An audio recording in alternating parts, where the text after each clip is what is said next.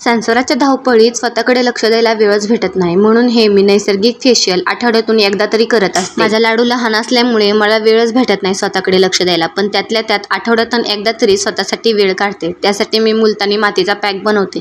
पहिल्यांदा एका बाउलमध्ये थोडी मुलतानी माती घ्यायची, त्यावर हळद आणि बेसन पीठ टाकायचं, त्यानंतर थोडं दूध टाकायचं व थोडंसं गुलाबजल पण टाकायचं व त्याला चांगल्या प्रकारे हलवून घ्यायचं. हे मी सगळे इन्ग्रेडियंट जे टाकत आहे ते आपल्या त्वचेसाठी खूप फायदेशीर आहे आणि सहजपणे मिळतात पण. मी हे मुलतानी माती, गुलाबजल आणि ॲलोवेराचा पॅक फक्त 80 रुपयाला मिशोवरनं घेतला होता. हा पॅक बनवताना थोडा घट्टच बनवायचा आणि चेहऱ्यावर पण दाटपणे अप्लाय करायचा. लोकांची त्वचा तेलकट आहे, त्यांच्या त्वचेवरती डाग, मुरूम आहे, ज्यांना ब्लॅक हेड्स, व्हाईट हेड्स यांची समस्या आहे, ते सर्व लोक हा पॅक लावू शकतात. त्यामध्ये आपण हळद टाकली आहे. हळद हे डाग आणि अतिरिक्त तेल, मुरूम घालवते व त्वचा उजळ करते. दूध टाकल्यामुळे त्वचा मुलायम होते व चमकदार बनवते व गुलाबजलमुळे चेहऱ्यावरील पुरळ कमी होते व चेहऱ्याला थंडावा मिळते. बेसनमुळे चेहऱ्यावरील तेलकटपणा जातो, चेहरा उजळतो व स्वच्छ होतो. या पॅकचे खूप सारे फायदे आहेत. हा पॅक लावून झाल्यानंतर फक्त 10 मिनिटे सुकवायचा व अशा काही स्पॉंजने कोमट पाण्याने पुसून घ्यायचा.